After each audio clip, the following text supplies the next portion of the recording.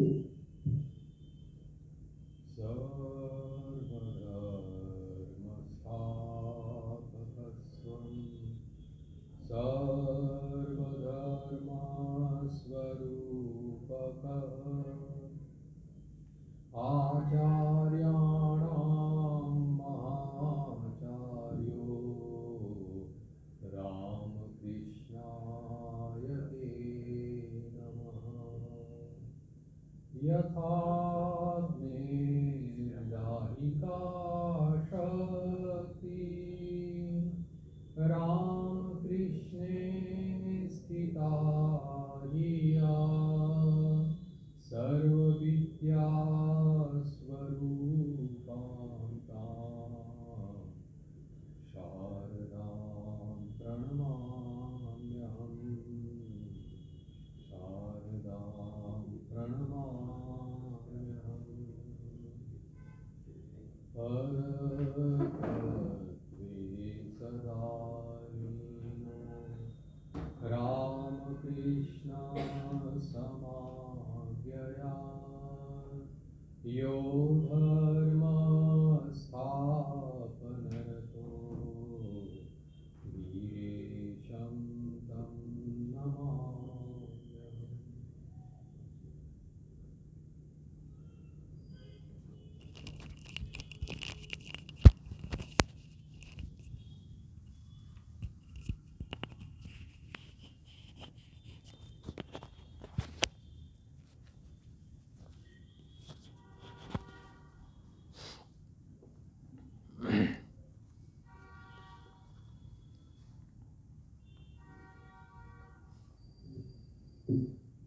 पिछले बार स्वामी विवेकानंद जी के साथ में वार्तालाप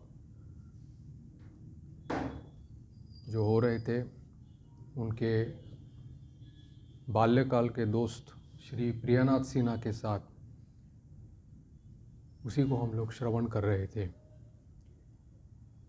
स्वामी जी ने बातचीत के दौरान एशियावासी और पाश्चात्य देशों से उन्होंने तुलनामूलक चर्चा की थी और पाश्चात्य देशों का जो प्रधानता जो है वो उपयोगितावाद है, अर्थात यूटिलिटेरियन स्टैंडर्ड्स जिसको बोलते हैं। और हमारे देश में या एशिया वासियों में कला की प्रधानता है। स्वामी जी ने उदाहरण भी दे करके समझाया था कि जैसे अगर पानी पीने का अगर पात्र भी हो तो उसके ऊपर भी कलाकृति है, यानी कि सब चीज़ों में कला की प्रधानता है एशिया वासियों में।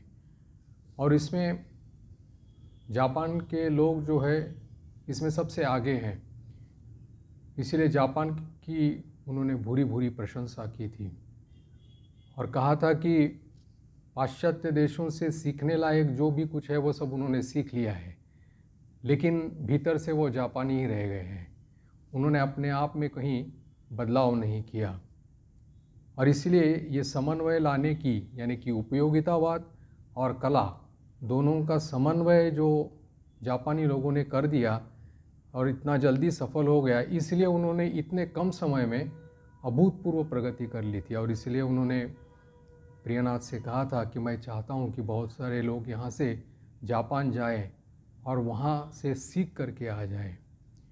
और इसलिए उन्होंने अपने यहाँ की वेशभूषा, यहाँ का खान पान, यहाँ की संस्कृति, यहाँ की सभ्यता, सबको ऐसे ही जैसे है वैसे ही बरकरार रखते हुए हम लोग उनसे बहुत कुछ, यानी कि विज्ञान, भौतिक शास्त्र या तकनीकी विज्ञान, ये सब कुछ सीख सकते हैं। लेकिन भीतर ही भीतर हम लोग भारतीय है, इसको भी हम लोग वैसे ही रख सकते हैं। और इसलिए उन्होंने वेशभूषा में भी उन्होंने ये कहा था कि तुम इस प्रकार के जो विदेशी कपड़े पहनना छोड़ दो। स्वामी जी ने फिर आगे चल कर के उनसे कहा था कि भोजन के बारे में, यानी कि खान पान के बारे में, कि वो भी कहते हैं कि परिणाम में कम हो लेकिन पुष्टिकारक हो।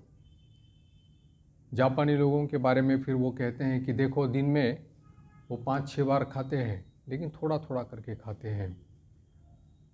और दूसरी तरफ हम लोग बोलते ही दो समय ही खाते हैं, लेकिन पेट में इतना भात ठूस देते हैं कि पूरा गले तक आ जाता है। और इसी के कारण हम लोग बोल रहे हैं कि आलसी हो गए हैं।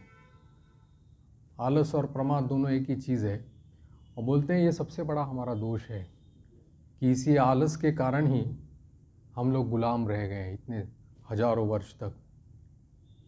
उदाहरण दे के बोल रहे हैं उसको कि समझ लो कि किसी की नौकरी छूट गई और घर में मानो कमाने वाला और कोई नहीं है, तो वो आदमी क्या करेगा कि उसमें अपने खान पान में कम करेगा या उसकी जो आवश्यकताओं में कम करेगा, लेकिन कभी भी ये नहीं सोचेगा कि और दूसरी नौकरी और कोई काम करके और मेहनत करके परिश्रम करके पैसा कमाए और अपने परिवार का भरण पोषण करे। ये कभी नहीं सोचेगा।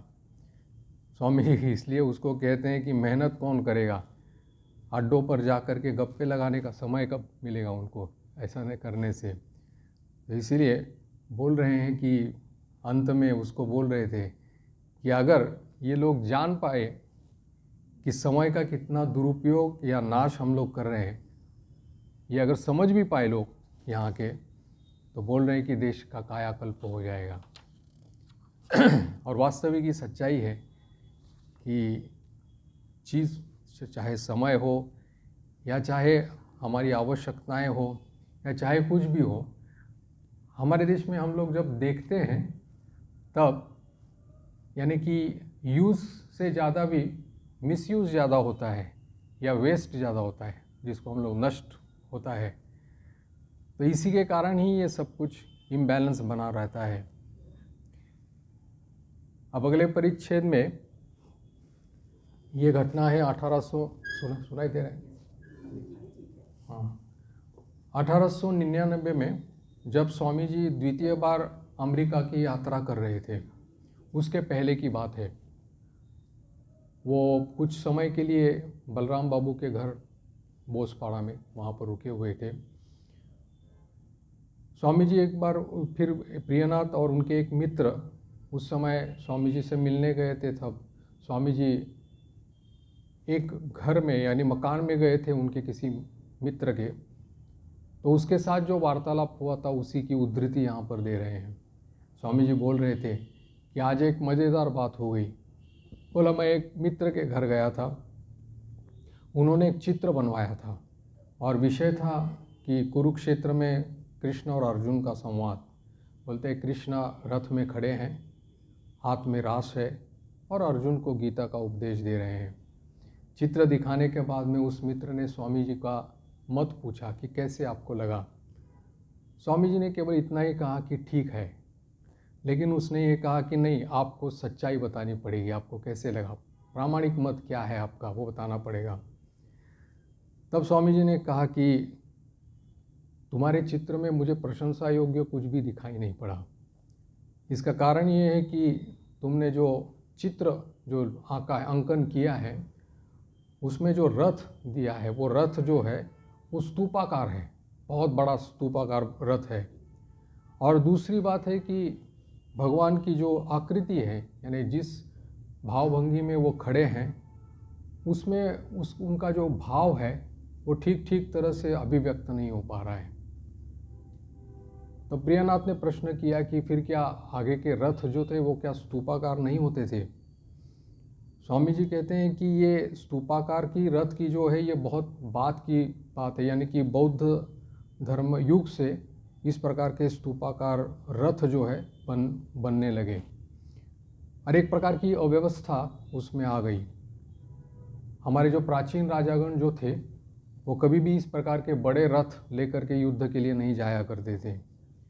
साधारणतः 2 पहिए वाले जो रथ रहते हैं वही, यहाँ तक कि बाहर के देशों में भी जब रथ लेकर के युद्ध करने की बात है उसमें भी 2 पहिए वाले रथ की ही बात की जाती है और उसमें पीछे से चढ़ा जाता था। और ये हमारे भी रथ ऐसे ही थे, जो कृष्ण और अर्जुन का रथ भी वैसे ही था।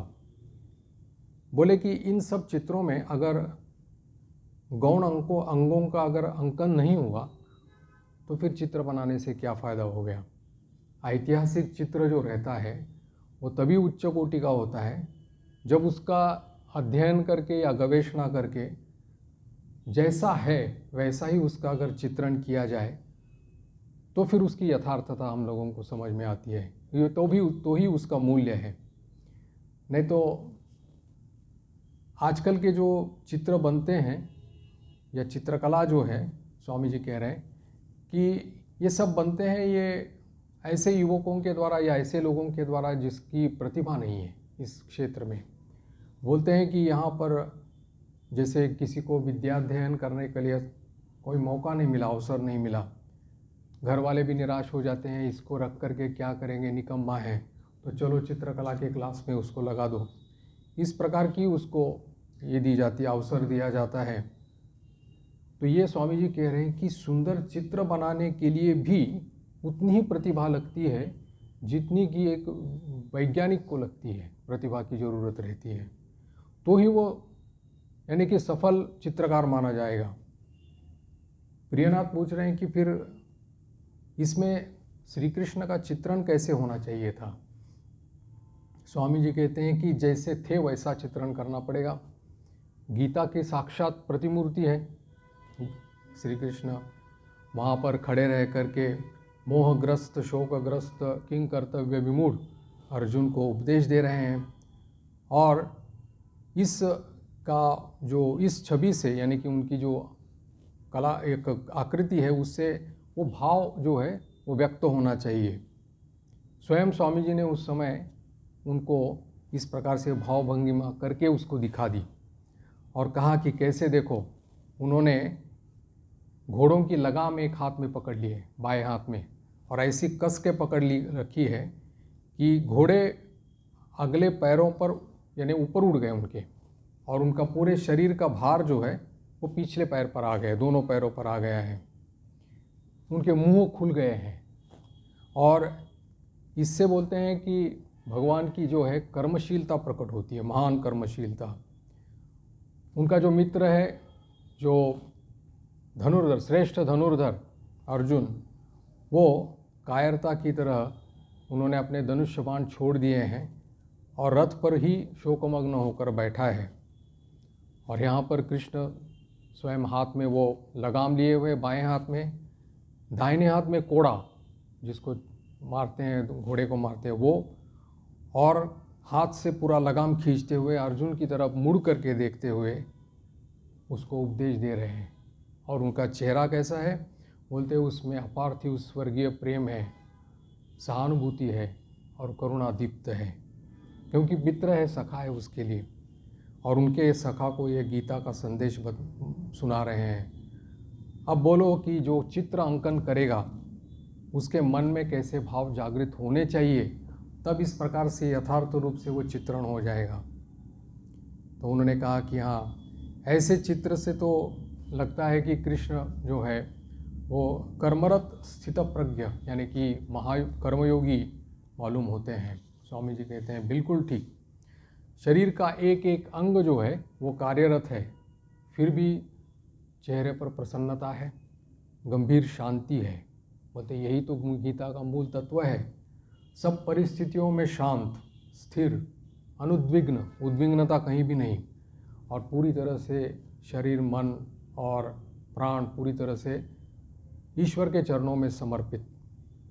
कर्म करते हुए भी मन प्रशांत है, बाह्य कोई चेष्टा मानो होती दिखाई नहीं पड़ती, लेकिन ब्रह्मचिंतन रूपी महान कर्म जो है उसकी धारा बह रही है, और वही मनुष्यों में बुद्धिमान है, वही योगी है, वही कर्म कुशल है। और इस समय स्वामी जी के लिए मठ जाने के लिए नाव तैयार हो गई थी, इसलिए उसके बाद नौका पर बैठ गए सभी, वो मित्र और प्रियनाथ भी बैठ गए। फिर वार्तालाप चलने लगा। स्वामी जी कहने लगे कि फल की चिंता त्याग करके और सब समर्पण करके, प्रभु को सब समर्पण करके कर्म करते रहना चाहिए। यही गीता का निष्काम कर्मयोग जो है वो हर एक के पास पहुंचाना चाहिए। प्रश्न पूछा कि क्या यहीं पर कर्मयोग है? स्वामी जी कहते हैं हाँ, यही कर्मयोग है, लेकिन बिना साधना का कोई कर्मयोगी नहीं बन सकता। चारों योगों का मधुर समन्वय जब तक नहीं हो पाता, तब तक मन किस प्रकार से यानी अंतःकरण प्रभु में तल्लीन नहीं हो पाएगा। प्रश्न पूछा कि साधारणतः धारणा ये है कि गीता में कर्म बोलने से केवल अनुष्ठानिक कर्म यानी कि यज्ञ आदि इसका ही सभी लोग तात्पर्य लेते हैं। स्वामी जी कहते हैं कि बात तो एक तरफ से सही है, लेकिन ये जो परिभाषा है कर्म की उसको विस्तृत करना चाहिए कि जैसे तुम्हारी हर चेष्टा जो है, तुम्हारा हर सांस जो है, मन में प्रतिक्षण उठने वाले जितने भी विचार है, उसके लिए जिम्मेदार कौन है? तुम स्वयं हो। मित्र कहता है कि हाँ, मैं हूँ और नहीं भी हूँ, क्योंकि मेरे पास इसका कोई संतोषप्रद उत्तर नहीं है। मनुष्य केवल एक मात्र निमित्त मात्र है। कर्म तो ईश्वर कराते हैं और उनकी इच्छा और प्रेरणा से ही शुभाशुभ कर्म होते हैं, तो इसके लिए मैं कैसे कर्मदायी उत्तरदायी हो गया? स्वामी जी कहते हैं ठीक, लेकिन ये तर्क तब लागू हो जाता है जब सिद्धावस्था प्राप्त होती है, जब कर्म से, निष्काम कर्म से जब अंतःकरण शुद्ध हो जाता है, तब उसकी प्रतीति होने लगती है, अनुभव होने लगता है कि प्रभु ही सब कुछ कर्म कर रहे हैं, तभी उसको वो अधिकार प्राप्त होता है, नहीं तो फिर वो कोरा बकवास है। प्रश्न कहा कि फिर यदि किसी की तर्क के द्वारा अगर ये मानो धारणा हो गई, निश्चित धारणा हो गई कि ये सब कुछ प्रभु ही कर्म करवा रहे हैं, तो स्वामी जी कह रहे हैं कि जिस क्षण यह दृढ़ धारणा हो जाएगी, उसी क्षण उसके लिए ये उक्ति लागू हो जाएगी। लेकिन ऐसी धारणा जो तर्क के द्वारा स्थापित यानी बुद्धि में स्थित इस प्रकार की धारणा ज़्यादा देर तक टिकी नहीं रहती। मनन करके देखो, स्वामी जी उसको मानो चुनौती दे करके कह रहे हैं कि दैनिक जीवन में ऐसे कितने काम तुम 24 घंटा में करते हो कि जिसके संबंध में तुम कह सकते हो कि ये काम मैंने नहीं किया, प्रभु ने किया है या प्रभु के द्वारा किया गया है। कब तक मनुष्य को इस बात की स्मृति रहती है कि ईश्वर ये सब कार्यकलाप करवा रहे हैं?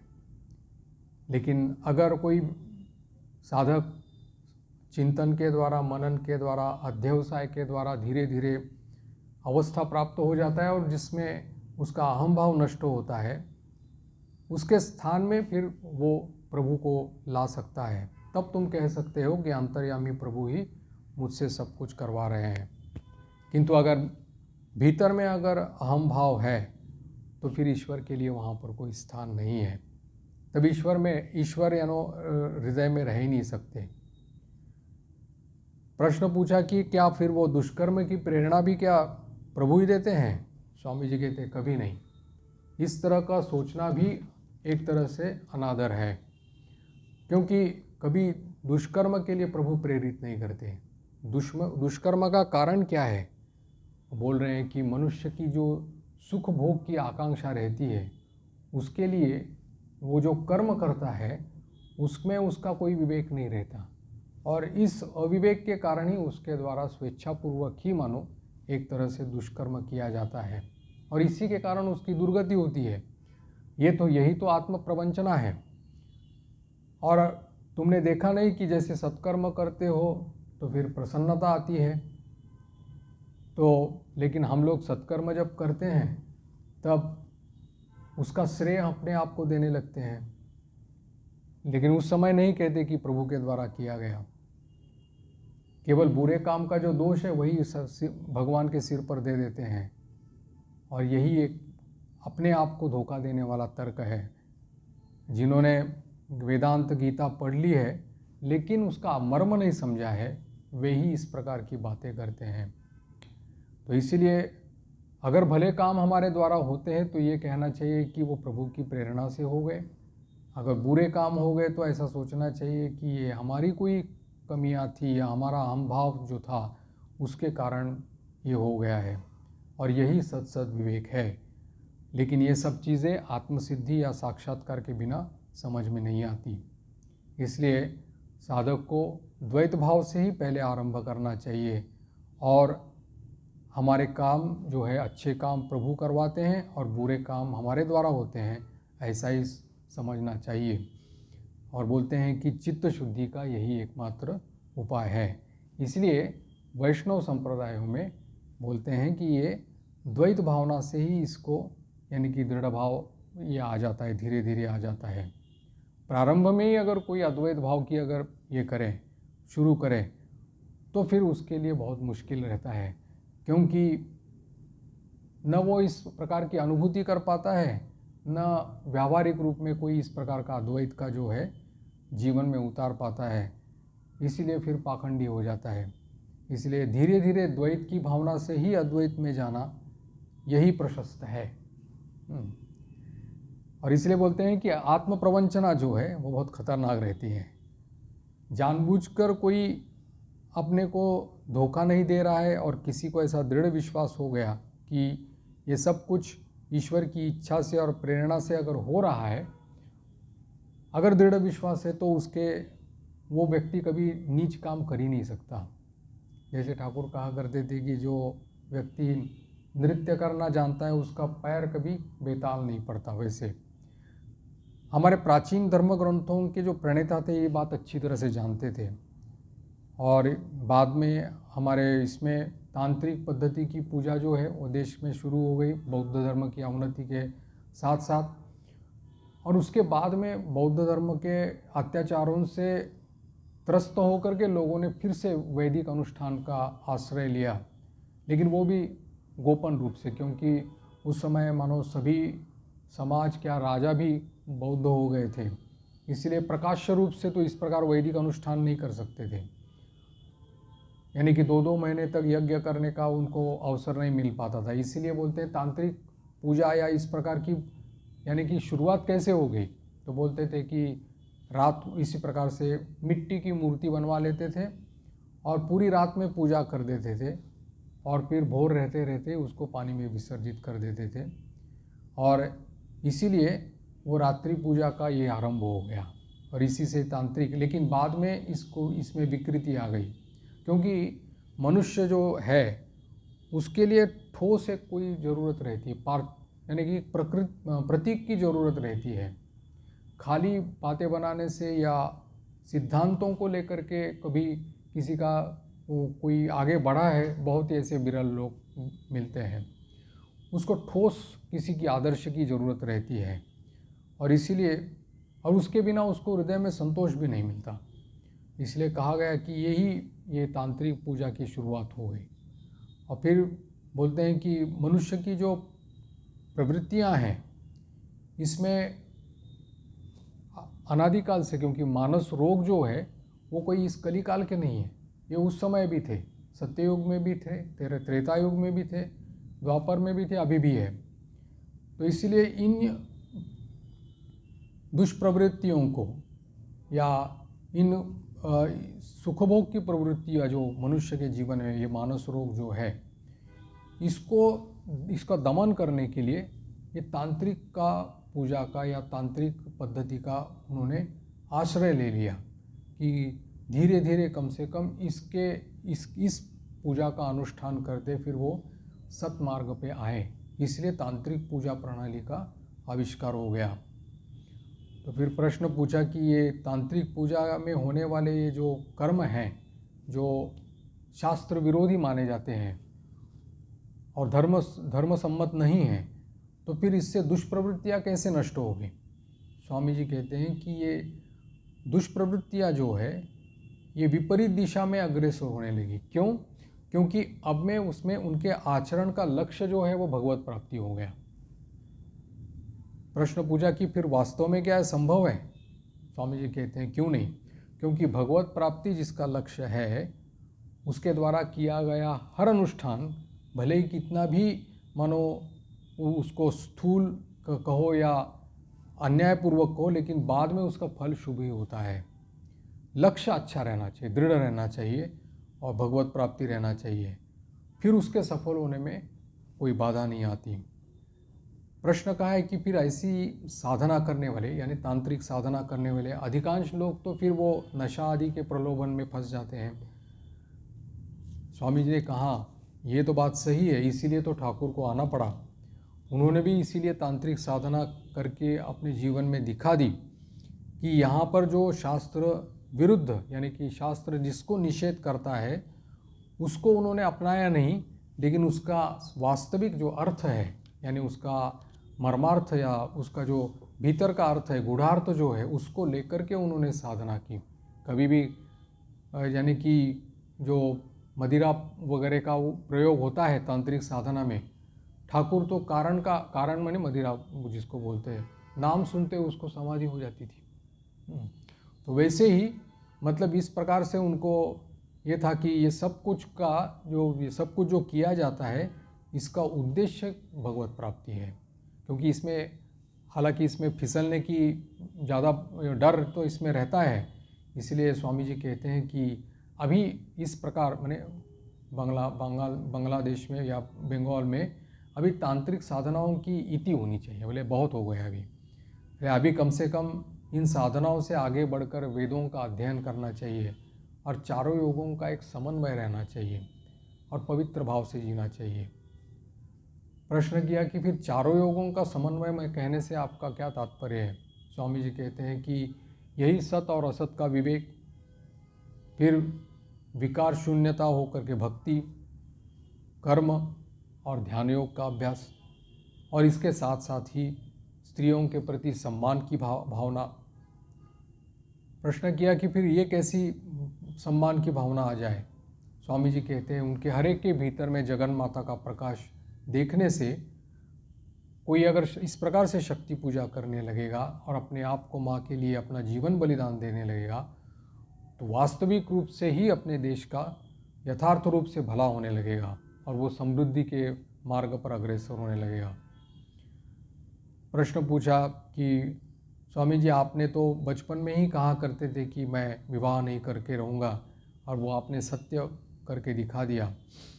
स्वामी जी कहते हैं हाँ, तुम्हें तो मालूम है कि मेरे पास कुछ भी नहीं था, मैं तो परिव्राजक रूप में घूमता था, भ्रमण करता था, बहुत कठोर परिश्रम करने पड़े, और विपरीत रूप से जब अमेरिका गया तो वहाँ के लोगों ने मुझे बहुत प्रेम दिया और बहुत सारी सुविधा दे दी, लेकिन इस शरीर के लिए उनके बोलते हैं कि इस शरीर के लिए शारीरिक सुख जो है उसको ठाकुर ने दिए नहीं है।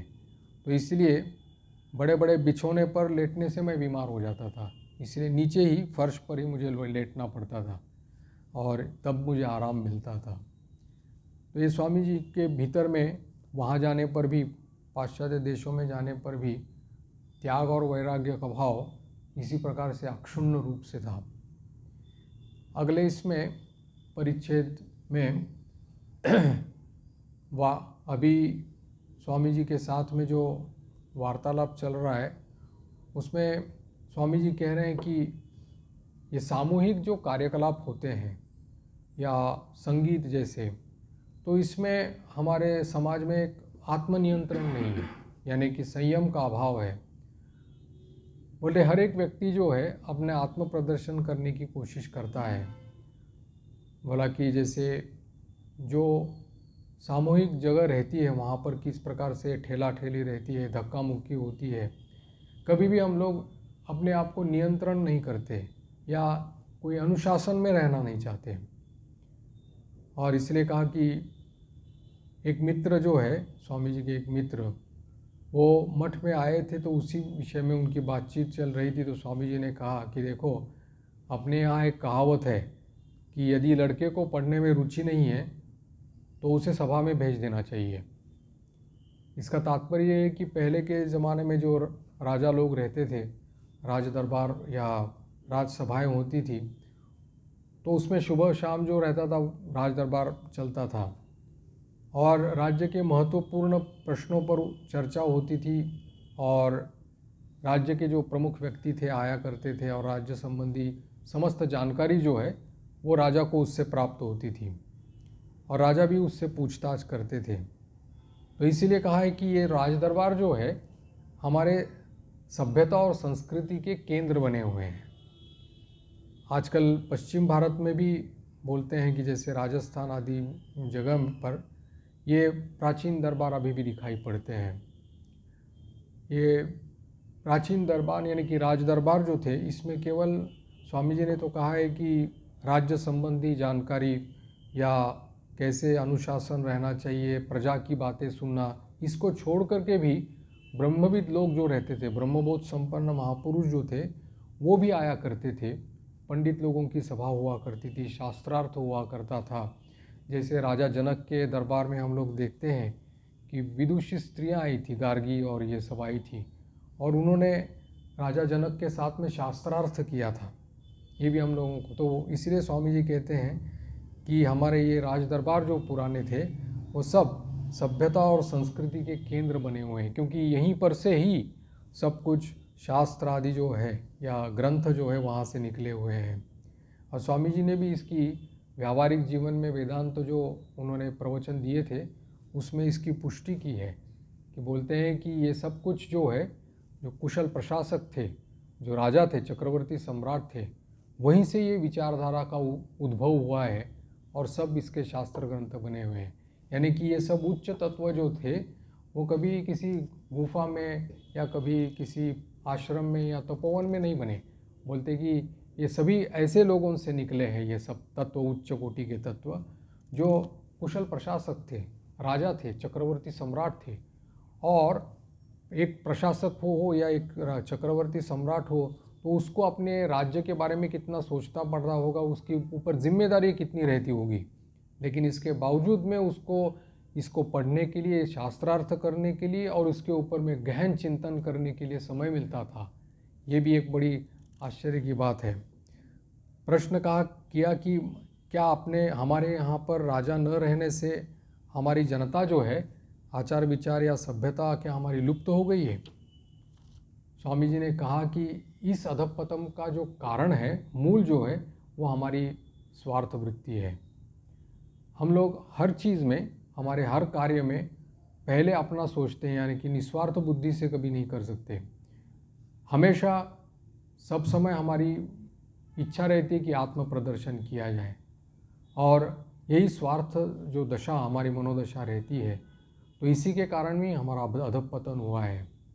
जब तक ये त्याग और संयम का अभ्यास जब तक हम लोग पालन नहीं करेंगे, तब तक ये इसका दोष नहीं रहेगा, वे मिटा नहीं पाएंगे। स्वामी जी कह रहे हैं कि इसमें माता पिता और अभिभावक जो है, इनका भी दोष है कि वो कभी सदाचरण के बच्चों को शिक्षा नहीं देते। देखा जाए तो बोलते हैं, स्वामी जी बोल रहे हैं कि त्याग ही जो है, त्याग ही यथार्थ सभ्यता की नींव है। दूसरी तरफ स्वामी जी कह रहे हैं कि कभी कभी माता पिता भी अपने बच्चों के प्रति अधिक अनुशासन दिखाते हैं, अधिक कठोर अनुशासन देते हैं, जिससे उनका विकास नहीं हो पाता, बुद्धि का विकास नहीं हो पाता। जैसे कि ज्ञान के कई आयाम हैं, या का ज्ञान के बहुत सारी शाखाएं हैं।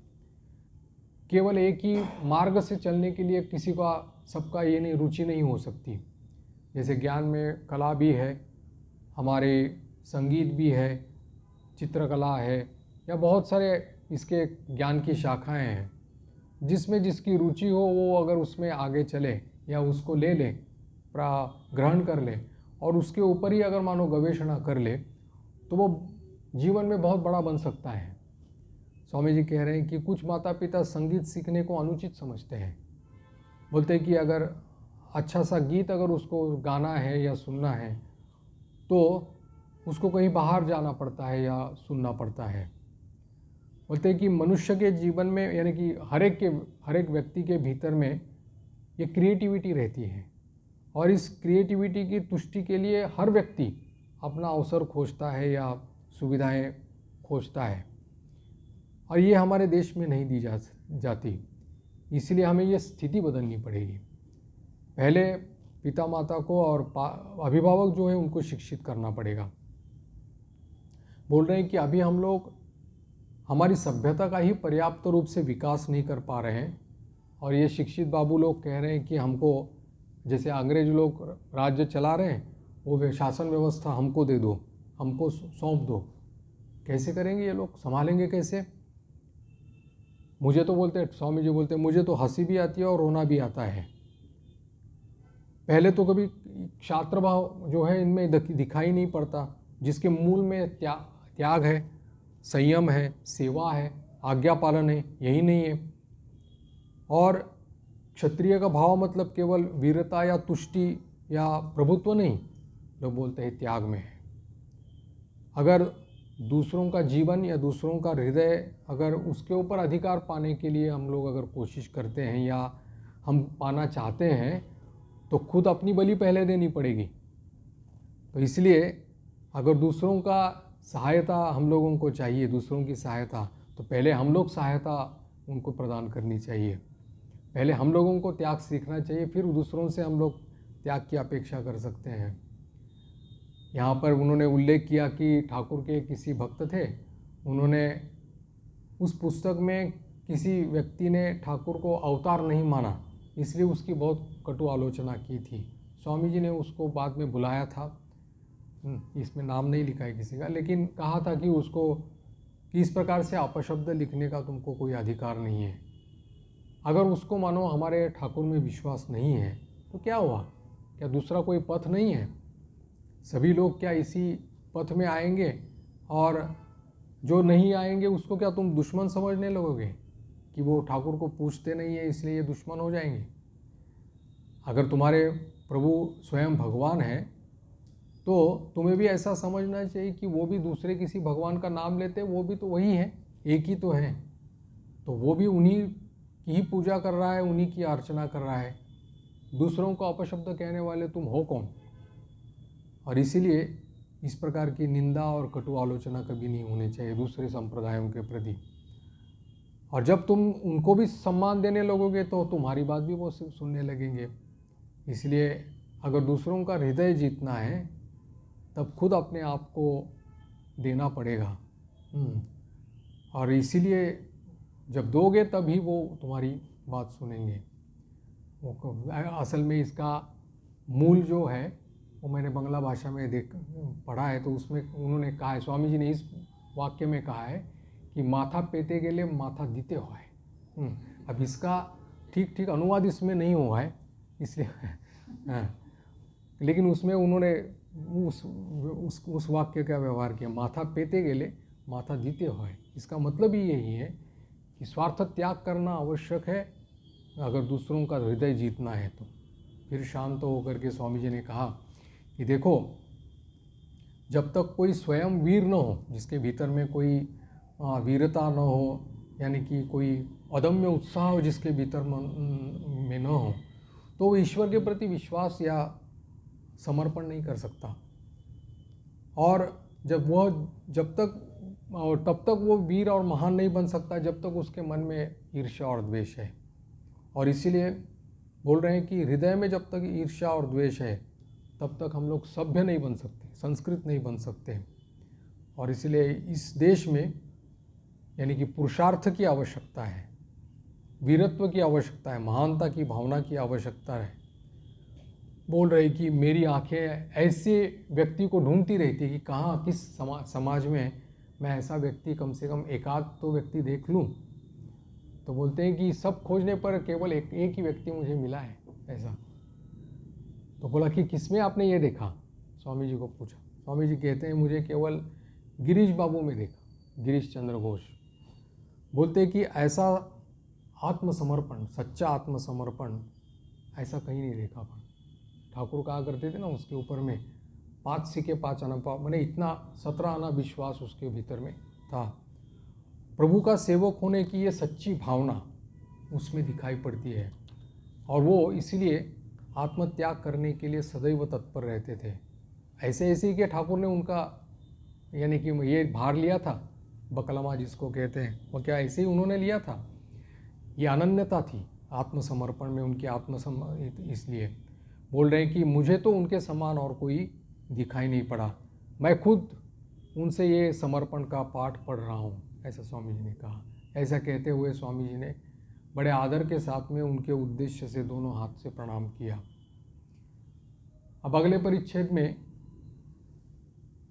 संगीत के बारे में स्वामी जी ने चर्चा की है।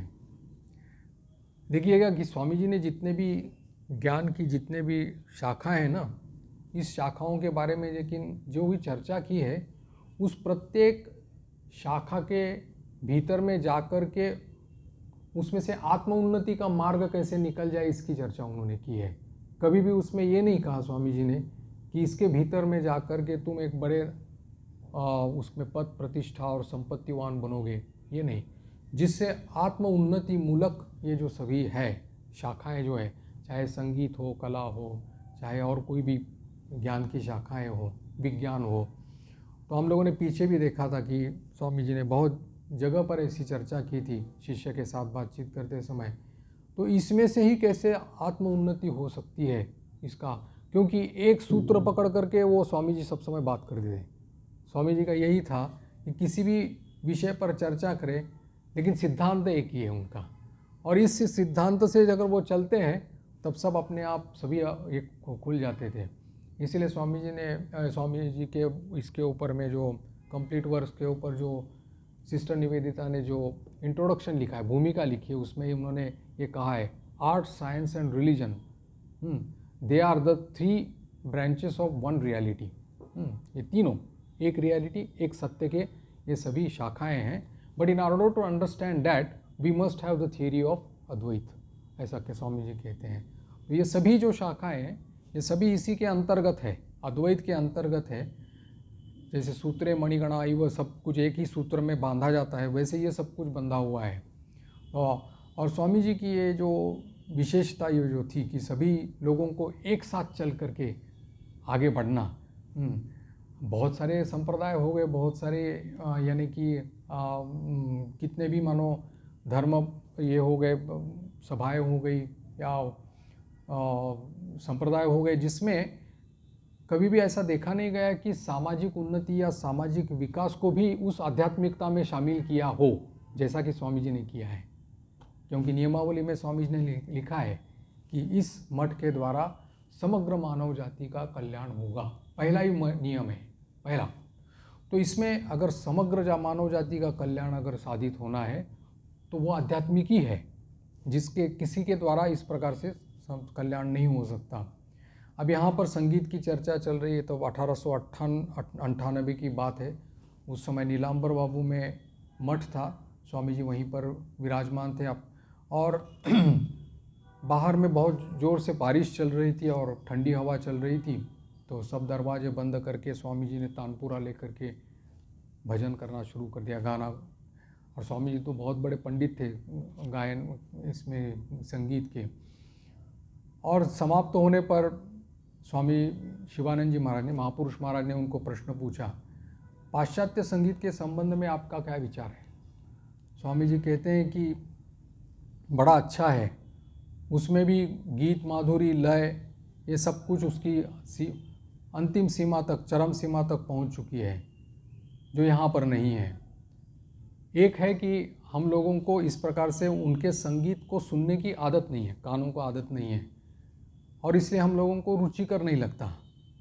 और इसलिए लगता है कि जब वो लोग गाते हैं तब मानो सियाल चिल्ला रहे हैं, ऐसा लगता है।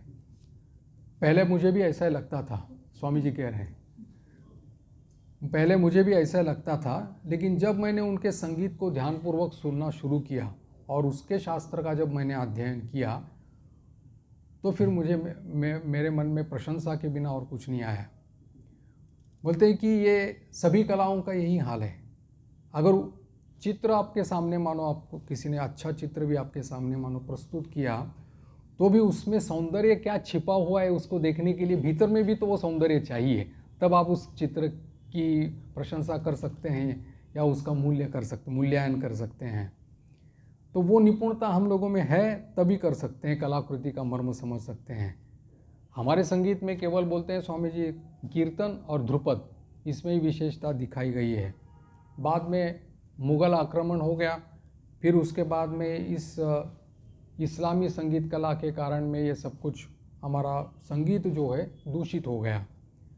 ये टप्पा जो कहा जाता है, वो नाक में गा करके जो करते हैं, बोलते ये कोई उत्कृष्ट संगीत है कोई? भले कि प्रत्येक सुर जो है वो उसके ऊपर जब तक पूरा नहीं गाया जा सकता तब तक उत्कृष्ट संगीत की सृष्टि ही नहीं हो सकती। जैसे कि प्रकृति का अनुकरण करके या अनुसरण करके चित्रकला जैसे कलामय हो सकती है, वैसे ही संगीत में भी इस प्रकार की बात है। बोलते हैं कि जैसे कि तभी हम लोगों को वो जो संगीत है कानों को प्रिय लगने लगेगा। यहाँ आकर के मुग़ल लोगों ने हमारी राग रागिनियाँ तो सुन ली, लेकिन उन्होंने उसको ग्रहण नहीं किया। टप्पा गीतों को ही ऐसा अपने संगीत के ऊपर इतनी गहरी छाप लगाई कि हमारा भी संगीत उससे नष्ट हो गया। प्रश्न किया है कि ये तो टप्पा तो अच्छा ही लगता है, तो स्वामी जी बोलते हैं कि हाँ, कुछ लोगों को वो झिंगुरों की झंकार जो है बड़ी अच्छी लगती है। ये संथाल लोग भी अपने संगीत को बड़ा सर्वोत्कृष्ट मानते हैं। तुम्हारे समझ में नहीं आ रहा है कि एक सुर, एक स्वर दूसरे स्वर के पीछे इतनी द्रुत गति से जब भागता है तो संगीत का बोलो मानो माधुर्य ही नष्ट हो जाता है, एक प्रकार का बेसुरा हो जाता है। बोले 7 सुर जो है उसके भिन्न भिन्न प्रकार है और उनके संयोग से, अलग अलग संयोग से राग और रागिनियाँ बनती हैं। और टप्पा में उल्टी बात है, बोलते एक राग से दूसरे राग तक दौड़ते रहता है, एक नई धुन बनाई और फिर आलाप में कभी ऊंची आवाज़ में गाया तो कहीं कंप लाया, उसमें कंपन हो गया। ये क्या कोई शुद्ध है? बोले राग शुद्ध हो सकता है, पूर्ण हो सकता है। ये लघु गुरु आलापों का जो इतना प्रयोग किया गया है तो बोलते संगीत तो उससे पूरा बर्बाद हो जाता है उसमें। ये टप्पा का प्रचार जो हुआ है इसलिए हम लोगों के गीतों को मानो एक तरह से साइड लाइन हो गए ये सब कुछ। लेकिन अभी बोल रहे हैं कि रंगमंच की जब से प्रगति हो गई तब से शुद्ध संगीत धीरे धीरे फिर से जीर्णोद्धार हो रहा है। लेकिन अभी भी बोल रहे हैं राग रागिनियों की अवहेलना हो रही है।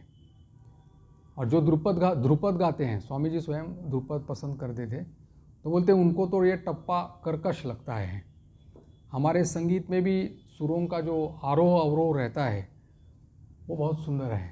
बोलते हैं कि हमारे यहाँ से ही इस सुरों को, यानी कि इस प्रकार का सुंदर संगीत लेकर के फ्रांस के लोगों ने अपना संगीत बनाया। और क्योंकि फ्रांस जो है वो यूरोप की कल्चरल कैपिटल मानी जाती है और उसी की कॉपी की बाकी सभी यूरोपियन देशों ने, उनका ही अनुकरण करने लगा। प्रश्न पूछा कि ये संगीत तो, उनका जो संगीत है पाश्चात्य देशों का वो वीर रस को जागृत करने वाला है, लेकिन हमारे संगीत में ऐसा अभाव मालूम पड़ता है। स्वामी जी कहते हैं कि हमारे संगीत में भी यह विशेषता है, वीर रस है और इसमें लय की आवश्यकता रहती है। हमारे संगीत में लय का अभाव है और इसी के कारण वीर रस जो है वो संगीत में इतना प्रबल दिखाई नहीं पड़ता। हमारा संगीत भी धीरे धीरे उन्नत हो रहा था, लेकिन ये मुग़ल लोगों के आने के बाद में उसमें विकृति आ गई और हमारी जो संगीत की जो प्रगति थी वो कुंठित हो गई। पाश्चात्यों लोगों का संगीत भी बहुत अच्छा है, उन्नत है, उसमें भी करुण रस है, वीर रस है, दोनों हैं। और तो फिर इसके बाद प्रश्न पूछा कि कौन कौन से राग जो है वीर रस प्रधान है। स्वामी जी कहते हैं कि हर एक राग जो है वीर रस प्रधान हो सकता है यदि उसमें लय हो और वाद्य भी जो है उसके साथ साथ बजने वाले वो भी उसके अनुकूल बजने चाहिए। स्वामी जी के भी कहते हैं कि कुछ रागिनियाँ जो है वो भी वीर रस प्रधान हो सकती है। और इतने में उनका भोजन का समय हो गया था, इसलिए संगीत की चर्चा यहाँ पर ही रुक गई और फिर स्वामी जी भोजन कक्ष में चले गए थे। तो यहीं पर ये यहाँ खत्म होता है। आज यहीं पर हम लोग विराम दे देंगे। ओम शांति शांति शांति। हरि ओम तत्सत। श्री राम कृष्णार्पणमस्तु।